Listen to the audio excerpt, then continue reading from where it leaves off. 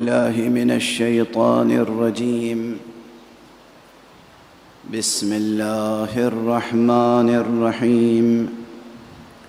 الحمد لله رب العالمين،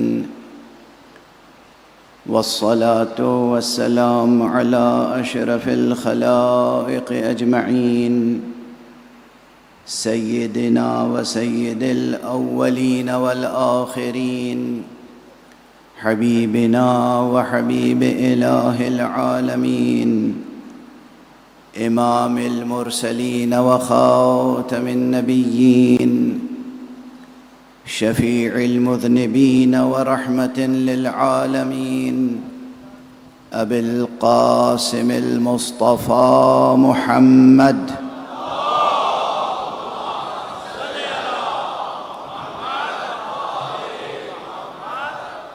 وعلى أهل بيته الطيبين الطاهرين الهداة المهديين المعصومين المظلومين، واللعنة الدائمة على أعداء الحق والدين. أما بعد، فقد قال الله تعالى عز اسمه في محكم كتابه ومتقن خطابه: بسم الله الرحمن الرحيم. يا أيها المدثر قم فأنذر وربك فكبر وثيابك فطهر والرجز فاهجر ولا تمنن تستكثر ولربك فاصبر. صدق الله العلي العظيم.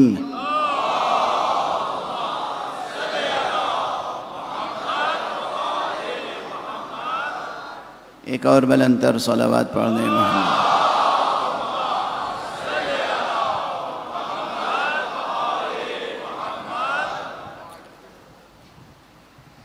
برادران اسلامی اور مسلمانان حسینی، میں نے روز اول اپنے عنوان کا اعلان کیا تھا کہ امام حسین علیہ السلام کے منشور انقلاب پر گفتگو ہوگی. امام حسین کا منشور انقلاب یا منشور قیام و انقلاب، اور اس کے لیے قرآنی سرنامہ کلام کے طور پر سورہ مبارکہ مدثر کی ابتدائی آیتوں کو تبرکاً آپ حضرات کی خدمت میں تلاوت کرنے کی سعادت حاصل کر رہا ہوں. قرآن مجید خود از اول تا آخر ایک پیام انقلاب ہے، جو انسان کے باطن سے لے کر ظاہر تک اور زمین سے لے کر آسمان تک انقلاب برپا کر دیتا ہے. قرآن مجید کی ہر آیت انسان کو غفلتوں سے بیدار کرتی ہے، وہ چاہے کسی بھی قسم کی غفلت ہو، کسی بھی قسم کا نشہ ہو، کسی بھی قسم کا سکر ہو، انسان سے غفلتوں کو دور کرتی ہیں قرآن مجید کی آیتیں. اور غفلتوں سے بیدار ہونا خود انقلاب کی پہلی سیڑھی ہے. پہلا قدم یہ ہے کہ انسان غفلت سے بیدار ہو جائے. لیکن یہ انسانی معاشرہ طرح طرح کی غفلتوں میں مبتلا ہے،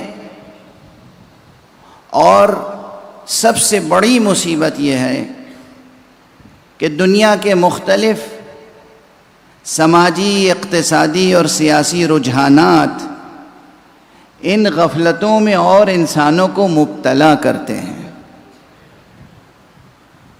سوائے ان تحریکوں کے، ان پیاموں کے کہ جن کا سرچشمہ وحی الہی ہو. وحی آسمانی ہو، پیام آسمانی ہو۔ ایک جگہ سیمینار تھا، اور اب وہ تفصیلات کیا عرض کروں، بہت اہم جگہ پر سیمینار تھا۔ دنیا بھر کے تقریباً 350 400 علماء دانشور جمع کیے گئے تھے، اور وہاں بات وحدت اور اتحاد کی بھی ہو رہی تھی۔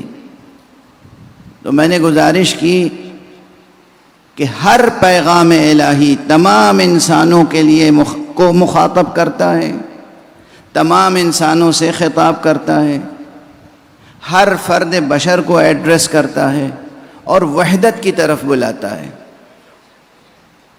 یہ تو انا پرست، خدا پرست نہیں، انا پرست اور دنیا پرست سیاسی عوامل ہوتے ہیں جو انسان میں تفرقہ پیدا کرتے ہیں۔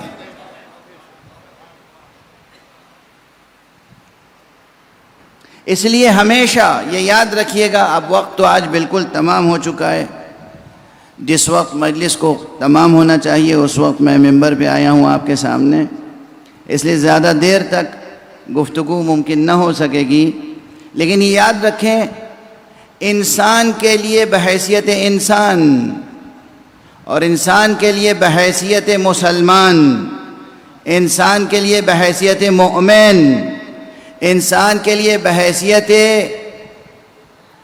وفادار مقام ختم نبوت، انسان کے لیے بعنوان وفادار ولایت امیر المؤمنین علی ابن ابی طالب علیہ السلام۔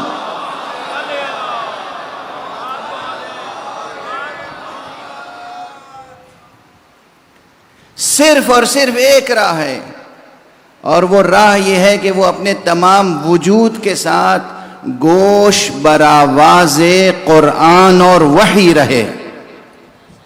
قرآن کیا کہہ رہا ہے، وحی کا کیا پیغام ہے، صاحب وحی، صاحب قرآن، سرکار رسالت مآب محمد مصطفیٰ صلی اللہ علیہ وآلہ وسلم،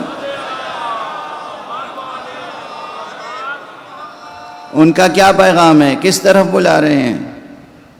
ولایت غدیر میں کیا پیغام دیا گیا؟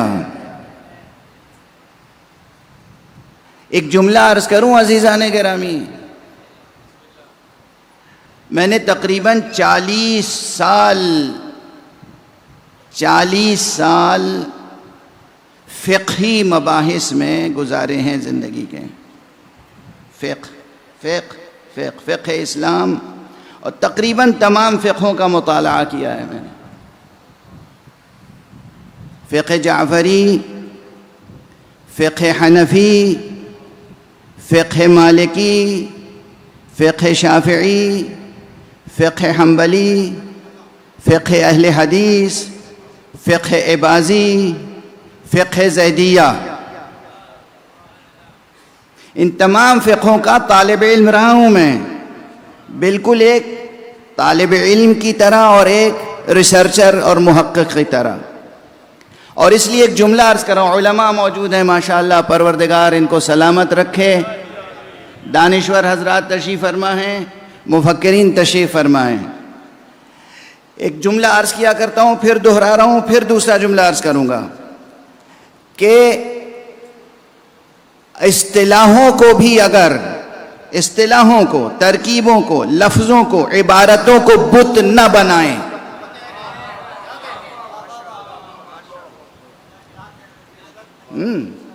اب اصطلاحوں اور عبارتوں کو بت بنانے کے معنی معلوم ہے نا، وہ بہت پرانی مثال شاید میں دے بھی چکا ہوں گا، لیکن وہ مثالیں کام آتی ہیں بہت بڑے بڑے مفاہیم کو سمجھانے کے لیے۔ مشہور ہے، بچے خواتین سب کو یاد رہ جائے گی یہ مثال، اور اس کے بعد اس میں جو درس پوشیدہ ہے وہ واضح ہو جائے گا کہ 3 ساتھی سفر کے لیے نکلے، لیکن تینوں کی مثال تو مثال ہی ہوتی ہے نا سمجھانے کے لیے، ورنہ اگر تجزیہ کیجئے گا تو معلوم ہوگا کہ یہ کیا، کون سی کہانی ہے۔ ایک کی زبان ترکی تھی، ایک کی زبان عربی تھی، ایک کی زبان فارسی. چلے زاد راہ جب تمام، تو پھر اس کے بعد جس کے پاس جتنا کچھ تھا وہ جمع کر کے کہا بس اس میں کوئی ایک ہی چیز آ سکتی ہے کہ جس سے بھوک مٹائی جا سکے. تو ایک نے کہا کہ میں عنب کھاؤں گا. جو عرب تھا اس نے کہا عنب کھاؤں گا. وہ جو ترکی تھا اس نے کہا نہیں عنب نہیں. جو ایرانی تھا اس نے کہا نہیں عنب نہیں. کہ پھر کیا؟ ایرانی نے کہا کہ میں انگور کھاؤں گا. عرب نے کہا بالکل بھی نہیں میں انگور نہیں کھاؤں گا. ترکی نے کہا بالکل نہیں میں انگور نہیں کھاؤں گا. ترکی سے پوچھا آپ کیا کھائیں گے؟ کہا اوزوم کھاؤں گا. اب یہ دونوں مخالف. ایک تیسرا چوتھا شخص وہاں کھڑا تھا جو ان تینوں کی زبان سمجھتا تھا. وہ مسکرایا. اس نے کہا آپ لوگ آپس میں جھگڑا نہ کریں، میں جو چیز لے آتا ہوں وہ تناول فرما لیں، بھوک مٹا لیں. کہا یہ ٹھیک ہے. یاد رکھیے جب انسان آپس میں لڑتے ہیں تو پھر کوئی اور فائدہ اٹھاتا ہے. اپنی سیادت، اپنی قیادت، اپنی رہبری کھو دیتا ہے انسان اور دوسرے کا غلام ہو جاتا ہے. لیکن خیر یہاں تو ایک بہتر صورتحال تھی. یہ جو چوتھا شخص تھا یہ ہمدرد تھا، یہ واقعاً ہمدرد تھا. یہ گیا انگور لے آیا اور سامنے رکھ دیا. سب خوش ہو گئے کہ ہم یہی تو کہہ رہے تھے. چونکہ عربی میں انگور کو عنب کہتے ہیں، فارسی میں انگور کہتے ہیں، ترکی میں اوزوم کہتے ہیں. طلب سب کی ایک تھی، لفظوں کو بدھ بنا کے لڑ رہے تھے.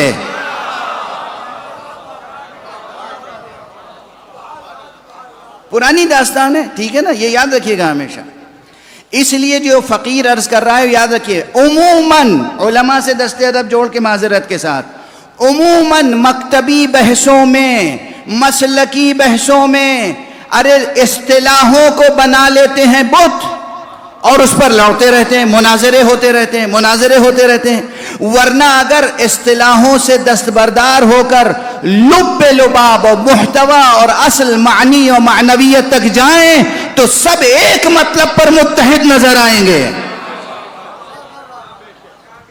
اور اب اس تمہید کے بعد جو میں عرض کر رہا ہوں، تمام مسالک کے مطالعے کے بعد عرض کر رہا ہوں. ہاں اس کے لیے بڑی لمبی چوڑی بحثیں ہو سکتی ہیں. 6-7 دن کا سیمینار منعقد کیجئے، صبح سے شام تک بحث کیجئے، بحث جاری رہے گی اور یہ فقیر اس میں پارٹیسپیٹ کرنے کے لیے تیار ہے. لیکن جو بات عرض کر رہا ہوں، بہت سے لوگ تقسیم شدہ ہیں، یہ انقلابی ہیں، وہ غیر انقلابی ہیں، یہ فلاں کو مانتے ہیں، وہ فلاں کو مانتے ہیں. میں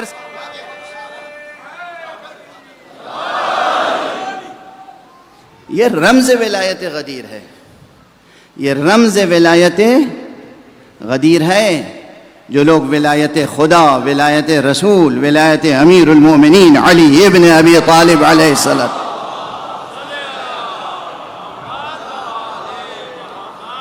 کی باتیں کرتے ہیں، اگر وہ سچے ہیں تو انہیں ولایت فقیہ کے منصب سے اختلاف نہیں ہونا چاہیے. اور اگر مذہب صرف لذت کام و دہن کے لیے ہے، جس کے لیے خود مولا حضرت ابو عبداللہ الحسین علیہ السلام نے فرمایا تھا. آقا کا ایک جملہ ہے اور عجب عظیم الشان انقلابی جملہ بھی ہے اور فکری جملہ بھی ہے اور اخلاقی جملہ بھی ہے. اس میں تمام تر وعظ بھی ہے، نصیحت بھی. فرمایا الناس عبید الدنیا، لوگ تو بندگان دنیا ہیں. الناس عبید الدنیا، لوگ تو بندگان دنیا ہیں. والدین لعق علی السنتہم، اور دین ان کی زبانوں پر بس چاشنی کی طرح ہے. یحوطونہ حیثما درت معایشہم، جب تک کاروبار چلتا رہے، جب تک خون برستا رہے، جب تک فائدہ حاصل ہوتا رہے، یہ دین کے ساتھ رہتے ہیں، دین کی باتیں کرتے ہیں. اور وَإِذَا مُحِّصُوا بِالْبَلَاءِ قَلَّ الدَّيَّانُونَ، اور جب انہیں آزمائش میں ڈالا جاتا ہے تو دیندار کم ہی رہ جاتے ہیں.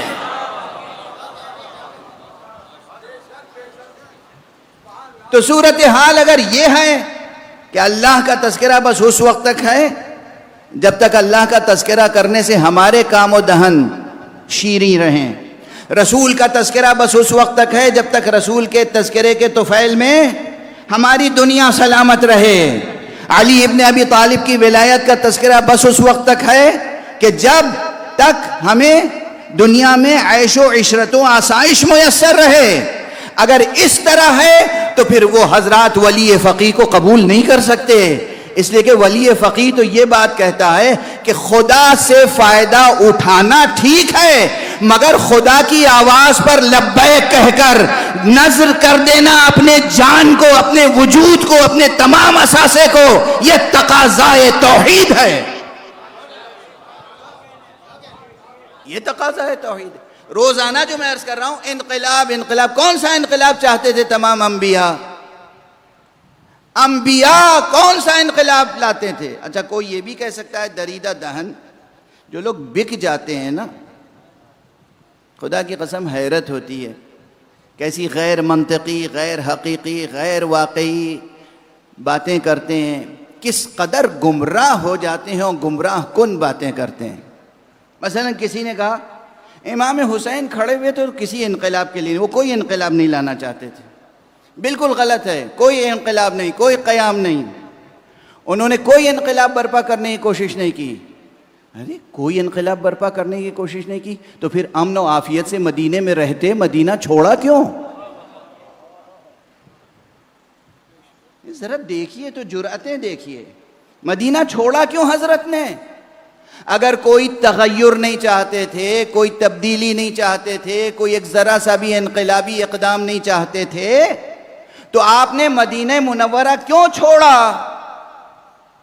مکہ کیوں چھوڑا؟ اتنی بڑی قربانیاں کیسے ہو گئیں؟ نہیں امام حسین کوئی انقلاب نہیں لانا چاہتے تھے. عجب، کیا فکر ہے، کیا تعلیم ہے، کیا سمجھا ہے. مقصد صرف ایک ہے عزیزان گرامی اس وقت کہ دنیا کے تمام اقوام، دنیا کی تمام قومیں اور خصوصیت کے ساتھ یہ شرق اوسط اور یہ اسلامی ممالک، یہ سب کے سب اصلاً کلمہ اسلام سے دستبردار ہو کر یا یہودیوں کے پابند ہو جائیں یا نصاریوں کے پابند ہو جائیں، یا یہود کے پابند ہو جائیں یا نصارہ کے پابند ہو جائیں. نیا ورلڈ آرڈر تسلیم کر لیں، بس ختم ہوئی بات. اب نیا ورلڈ آرڈر تسلیم کر کے آپ کی دولت، آپ کی عزت، آپ کی آبرو سب ان کے حوالے. آپ روتے رہیے، پھر آپ کے رونے سے انہیں کیا تکلیف ہوگی؟ آپ سینہ کوبی کرتے رہیے، انہیں کیا تکلیف ہے؟ آپ عزاداری کرتے رہیے، کیا تکلیف ہے؟ واضح ہو رہی ہے یہ بات؟ آپ روئیں یا ہنسیں، آپ سینہ کو بھی کریں یا نعوذ باللہ پاک کو بھی کریں، آپ کچھ کریں مگر ان کے عیش و عشرت میں، ان کے نظام میں دخل نہ دیں. وہ جس طرح چاہیں عزت انسانیت کو خاک میں ملائیں. یہ مقام نہیں تھا کہ میں آج یہ سب باتیں عرض کروں، کچھ اور ہی سوچ کر آیا تھا، مگر یہ ہے واضح منظر دنیا کا اس وقت، واضح منظر. میں مجبور ہوں، لوگ کہتے ہیں غزہ کا تذکرہ نہ کریں، فلسطین کا تذکرہ نہ کریں، لبنان کا تذکرہ نہ کریں، ہم کہیں کا تذکرہ نہ کریں، کہاں کا تذکرہ کریں پھر؟ کیا غیرت مصطفیٰ صلی اللہ علیہ وآلہ وسلم، غیرت امیر المؤمنین علی ابن ابی طالب علیہ السلام، غیرت ولایت، غیرت شہادت، غیرت حضرت امام ابو عبداللہ الحسین علیہ السلام یہ گوارا کرے گی کہ دنیا میں انسانوں پہ ظلم ہوتا رہے اور ان کے چاہنے والے ظلم کے خلاف کوئی آواز نہ اٹھائیں؟ ایک سوال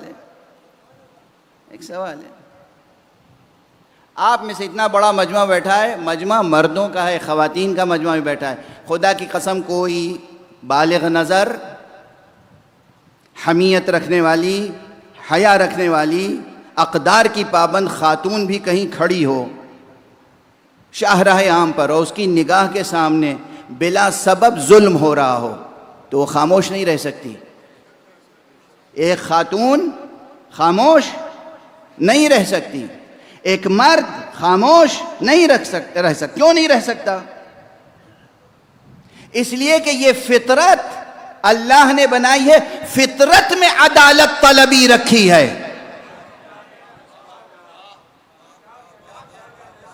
فطرت انسانی میں عدالت طلبی ہے, فطرت انسانی میں عدالت شعاری ہے. دین اور مسلک کا مسئلہ بھی نہیں ہے. دنیا کی کوئی خاتون, دنیا کا کوئی مرد کہیں کھڑا ہو اور اس کے سامنے ظلم ہو رہا ہو, وہ ظلم برداشت نہیں کرے گا. ظلم کے خلاف جتنی اس کی سکت ہوگی اتنا وہ اظہار ضرور کرے گا. اگر ایک عام انسان ظلم برداشت نہیں کر سکتا تو امیر المومنین علی ابن ابی طالب علیہ السلام کس طرح ظلم برداشت کر سکتے ہیں؟ امام حسین علیہ السلام کس طرح ظلم برداشت کر سکتے ہیں؟ اور وہ یہ کیسے برداشت کر سکتے ہیں کہ ان کا کلمہ پڑھنے والے, ان کو اپنا امام ماننے والے, ان کو اپنا رہبر ماننے والے دنیا میں ظلم ہو رہا ہو اور خاموش رہیں؟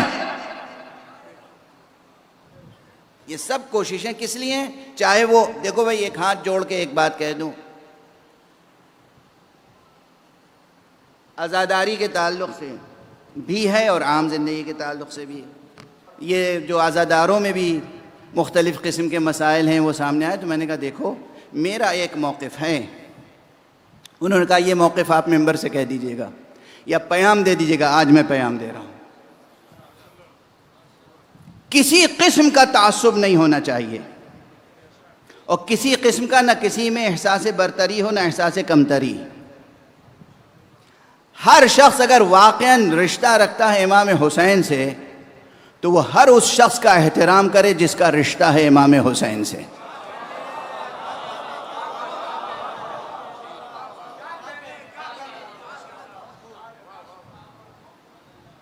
سوز خان, نوحہ خان, عام ذاکرین, علماء, غیر علماء, کسی قسم کا نہ احساس برتری ہو نہ احساس کمتری.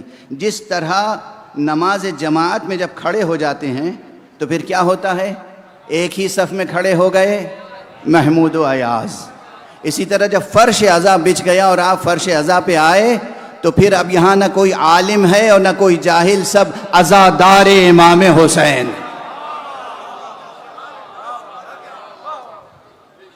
ہر عزادار پر دوسرے عزادار کا احترام لازم ہے, واجب ہے, فرض ہے.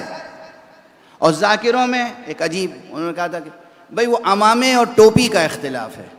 استغفر اللہ, یہ کون سا اختلاف ہوا؟ ایک شخص عمامہ پہنتا ہے تو محترم ہے, ایک شخص ٹوپی پہنتا ہے تو محترم ہے. کوئی نہ عمامہ پہنتا ہے نہ ٹوپی پہنتا ہے, ویسے ہی ذکر مولا کرتا ہے, وہ بھی محترم ہے.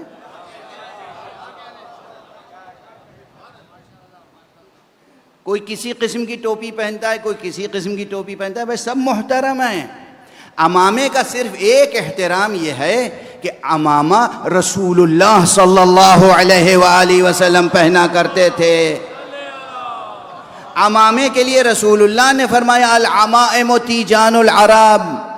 جب عمامے کو رسول نے تاج کہہ دیا تو یہ ہمارے لیے بھی تاج ہے, اس لیے اس کا ایک احترام ہے.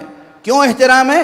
رسول کی خاطر, رسول کی خاطر, اس کے علاوہ کچھ نہیں. اس لیے نہ تو عمامے سے تعصب رکھنا چاہیے عمامے کے خلاف, نہ عمامہ پوشوں کو ان کے خلاف تعصب رکھنا چاہیے جو عمامہ نہیں پہنتے, بلکہ ان سے ہمدردی اور محبت اور موانست کا رشتہ رکھنا چاہیے. اور ٹوپی شیروانی پہن کے کوئی ذکر کرے یا عمامہ ابا قبا پہن کے ذکر کرے, اگر وہ ذکر کر رہا ہے حسین کا تو ہمارے لیے محترم ہے. اور بس ایک شرط اس کے آگے اور ہے, اگر وہ ذکر کر رہا ہے امام حسین کا خدا کی خاطر, اگر وہ ذکر کر رہا ہے امام حسین کا حسین کی خاطر, اگر وہ ذکر کر رہا ہے امام حسین کا حضرت زہرا کی خاطر تو ہمارے لیے محترم ہے، اور اگر وہ ذکر کر رہا ہے حسین کا اسرائیل کی خاطر،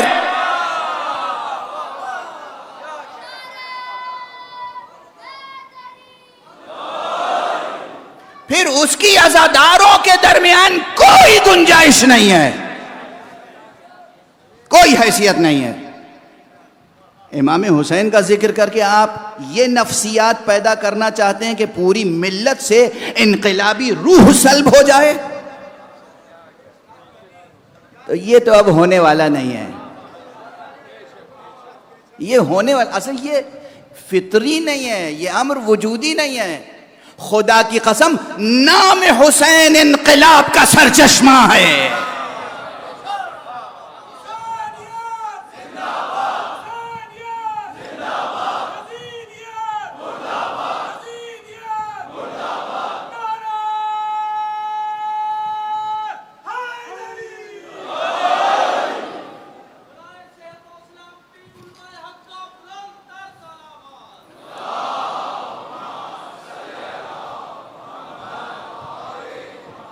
نام حسین انقلاب کا سرچشمہ ہے، نام علی انقلاب کا سرچشمہ ہے۔ ہزار بار کی کہی اور سنی ہوئی بات ہے، پھر وہی مثال میں عرض کر رہا ہوں۔ ساری دنیا کی تاریخ میں جتنی بڑی سلطنتیں ہوئی ہیں، سب نے مخالفت کیوں کی؟ عزاداری کی، اس لیے کہ عزاداری میں انقلابی روح تھی، اس لیے کہ عزاداری میں عدالت شعاری کا فروغ تھا، اس لیے کہ عزاداری میں عدالت طلبی کو تقویت ملتی ہے۔ تو جہاں بھی ان اقدار کے ساتھ عزاداری ہوگی، وہ عزاداری قبول بارگاہ الہی بھی ہوگی، قبول بارگاہ مصطفیٰ، قبول بارگاہ مرتضیٰ، قبول بارگاہ حضرت زہرا۔ یہ گریہ، یہ زاری، یہ سینہ کوبی، یہ سب جاری رہے گا، قیام قیامت تک جاری رہے گا۔ جب تک حضرت زہرا کو انصاف نہیں ملے گا، یہ چاہے تحریک جاری رہے گی، اور ہماری اور آپ کی اس میں شمولیت ہو یا نہ ہو۔ کوئی عزاداری کر کے عزاداری پر احسان نہیں کر رہا ہے، کوئی عزاداری کر کے امام حسین پہ احسان نہیں کر رہا ہے، کوئی عزاداری کر کے حضرت زہرا پہ احسان نہیں کر رہا ہے۔ عزاداری تو باہتمام خدا جاری ہے۔ بس گفتگو کو دو ایک جملے عرض کروں اور تمام کر دوں۔ آج کچھ بھی نہیں پڑھ سکا۔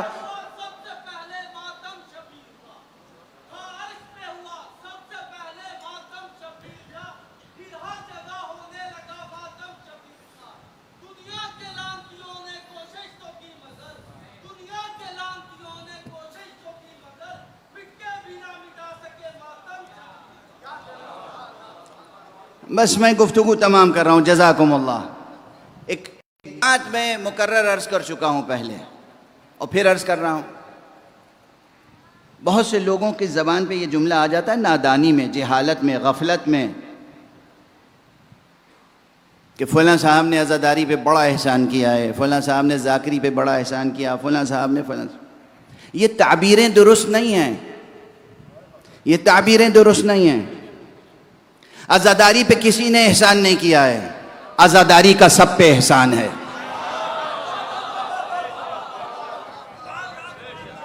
خود عزاداری کا سب پر احسان ہے۔ اور بس اب ایک جملہ کہہ کے گفتگو مصائب کی طرف لے جاؤں، کیونکہ فضائل پڑھنے کا موقع نہیں رہ گیا۔ خدا کی قسم، یہ لوگ پوچھتے ہیں کہ عزاداری واجب ہے، فرض ہے، فقہی شرعی مسئلہ کیا ہے، حکم بیان کیجئے۔ اللہ نے کوئی آیت نازل کر کے واجب کی ہے عزاداری؟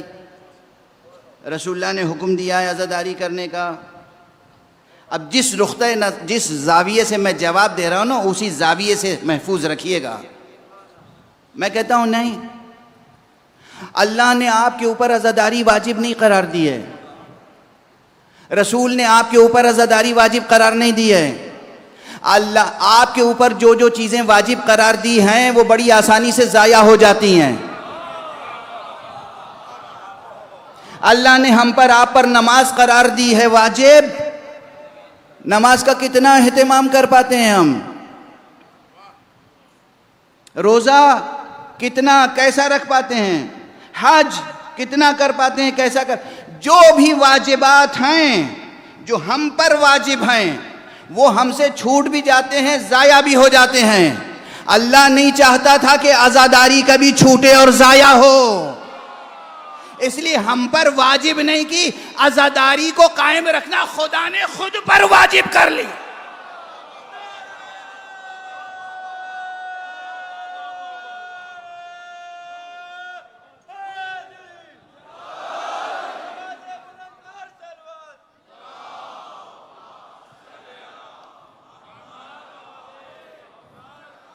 آپ عزاداری کریں تو عزاداری ہوگی، آپ نہ کریں تو عزاداری ہوگی.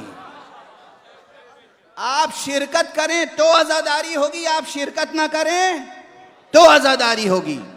اور بس ایک جملے میں اب طبیعت منقلب ہو جائے گی. خدا کی قسم، اگر کبھی کوئی، اولاً تو آنے والا نہیں ہے، لیکن اگر کبھی کوئی ایسا نحس دن آ گیا کہ روئے زمین پر کوئی باقی نہ رہا ماتم کرنے والا اور آنسو بہانے والا، تو پھر آسمان سے خون کے آنسو برسیں گے اور پھر درختوں کی شاخیں ماتم کریں گی. بس گفتگو آج اس سے زیادہ نہیں کر پاؤں گا، گفتگو تمام ہو گئی. آج انجمن کے بچے، انجمن کے جوان اس جوان کی نعش مبارک کی شبیہ لائیں گے.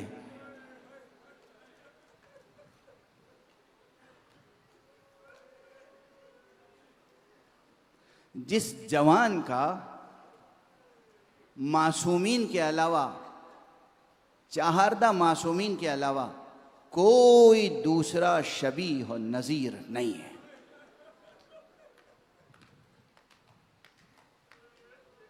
جتنے امام زادے ہیں ان سب میں سب سے زیادہ افضل جو ذات ہے، جس کے لیے امام حسین نے ایک جملہ کہا ہے. جملہ مشہور ہے، آپ سنتے رہتے ہیں، لیکن جملہ کس سے کہا ہے؟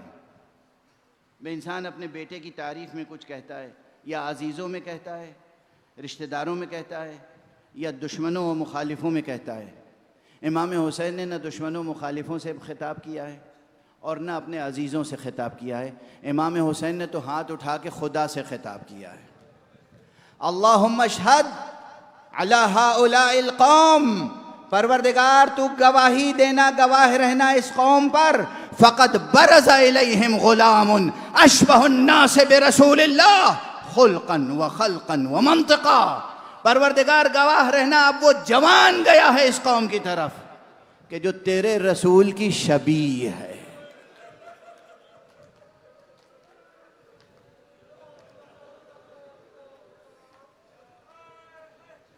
صورت میں شبیہ ہے، سیرت میں شبیہ ہے، گفتار میں شبیہ، رفتار، گفتار، کردار شبیہ ہے پیغمبر. یہ معمولی بات نہیں ہے.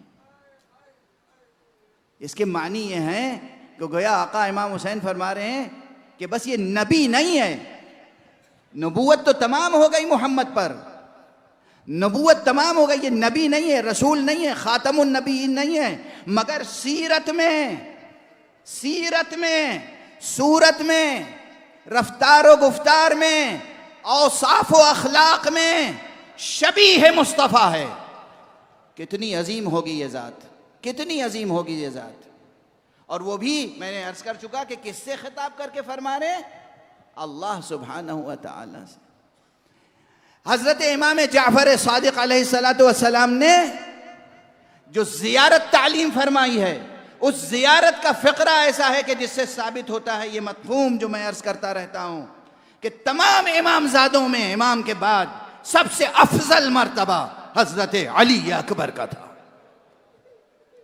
السلام علیکہ یا ولی اللہ وابن ولیہ، اے اللہ کے ولی اور اللہ کے ولی کے فرزند. روز عاشوراء جب اصحاب کا سلسلہ تمام ہوا اور صرف بنی ہاشم رہ گئے، بنی ہاشم میں کون؟ سب ابو طالب کی ذریت، ابو طالب کی اولاد، مصطفیٰ کی ذریت، رسول اللہ کی آل و اولاد. اس وقت امام حسین کی طرف سے سب سے پہلے میدان میں جانے والے علی اکبر ہیں.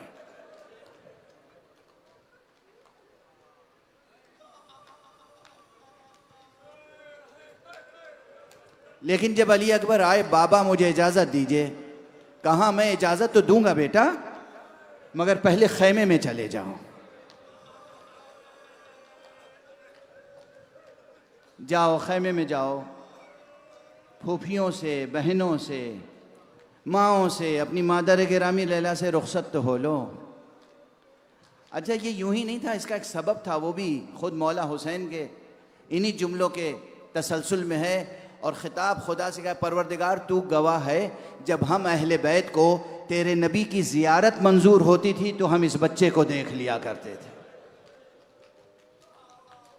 اس لیے امام حسین نے چاہا کہ ایک مرتبہ اور بیبیاں زیارت رسول کر لیں. جناب علی اکبر خیمے میں گئے، بیبیوں سے رخصت ہوئے. بیبیوں نے ایک حلقہ بنا لیا. اب یہ حلقہ بن تو گیا لیکن حلقہ ٹوٹ نہیں رہا تھا.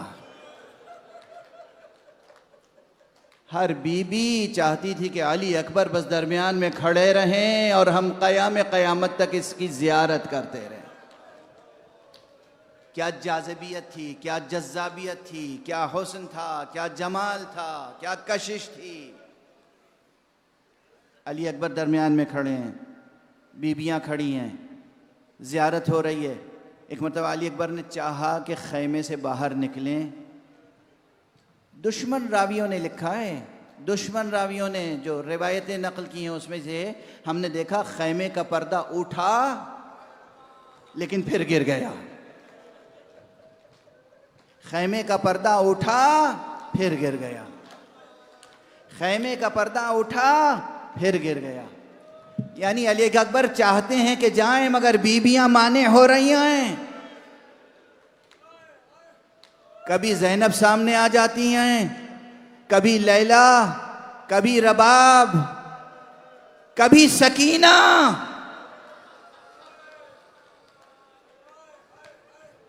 چند فقرے اور علی اکبر نکلے، پھر آئے، بابا کی دستبوسی فرمائی، بابا نے گلے سے لگایا اور حضرت علی اکبر میدان کی طرف گئے.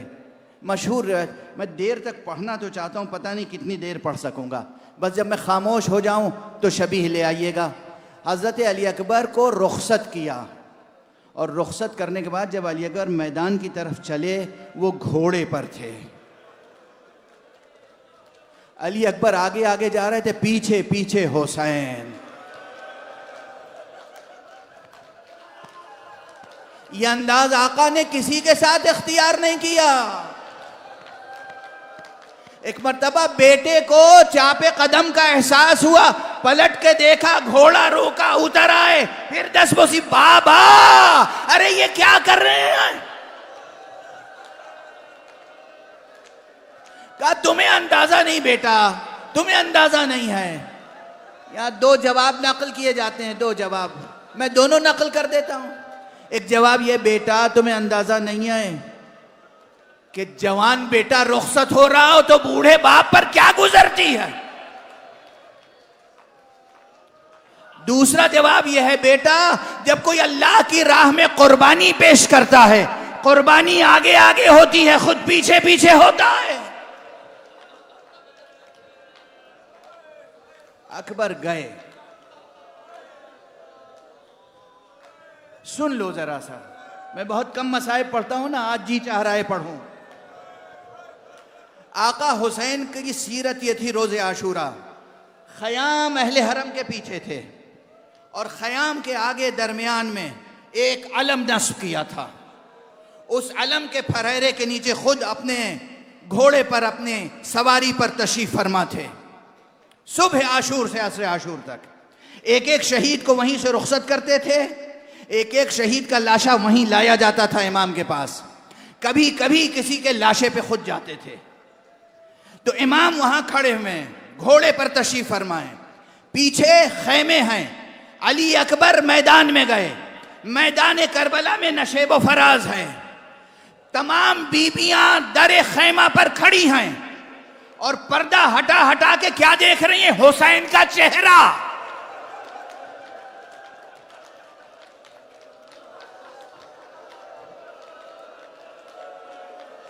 بیبیاں حسین کا چہرہ دیکھ رہی ہیں. ہاں امام ہیں، حجت خدا ہیں، شجاع ہیں، صابر ہیں، مگر سینے میں باپ کا دل بھی تو ہے. اگر علی اکبر پہ کوئی کڑا وقت آیا، کوئی سخت گھڑی آئی، حسین کا چہرہ بتا دے گا. زینب حسین کے چہرے کو دیکھ رہی ہیں، لیلا حسین کے چہرے کو دیکھ رہی ہیں. آقا حسین کا کیا عالم ہے؟ رکاب پر پیر جما کر، رکاب فرس پہ پیر جما کر کبھی کبھی ابھر کے دیکھتے ہیں. یعنی جب فراز پر، میدان کے فراز پر کسی اونچائی پر اکبر ہوتے ہیں تو نظر آتے ہیں، جب کہیں نشیب میں چلے آتے ہیں نظر نہیں آتے تو حسین اٹھ کے دیکھتے ہیں کہاں ہے میرا بیٹا، کہاں ہے شبیہ رسول، کہاں ہے علی اکبر. جب نظر آ جاتے ہیں پھر بیٹھ جاتے ہیں. بیویاں یہ سب بے چینیاں، یہ سب اضطراب دیکھ رہی ہیں. ایک مرتبہ حسین کے چہرے کا رنگ بدلا. بیویوں نے کہا خیریت تو ہے، کہا لیلا سے کہو دعا کریں.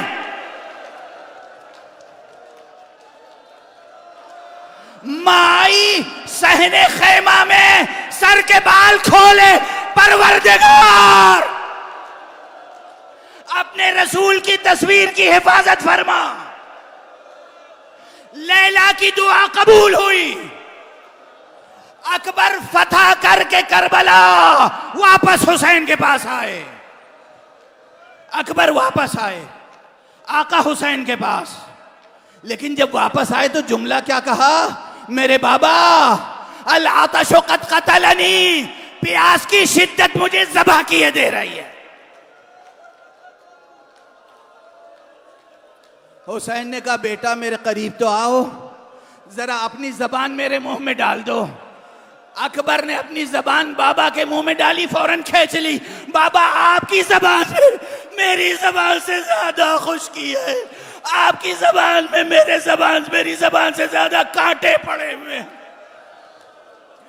آقا حسین نے انگشتری اتاری، بیٹے کے منہ میں دی. جاؤ بیٹا، خدا حافظ، ہم کربلا فتح کرنے آئے ہیں مگر دوسرے انداز سے. ارے اللہ کی بارگاہ میں قربانی پیش کرنی ہے. جناب علی اکبر دوبارہ گئے، جنگ کی، بے پناہ جنگ کی. یہاں تک کہ ایک مرتبہ کہا یا ابتا علیک منی السلام، بابا پر میرا آخری سلام. حسین نے کہا یا بنائی علی الدنیا بعدک العفا، اس دنیا پر تیرے بعد خاک ہے. ادھر حسین نے کہا، ادھر بیویوں نے کہا وا محمدہ وا اکبرہ وا علیہ.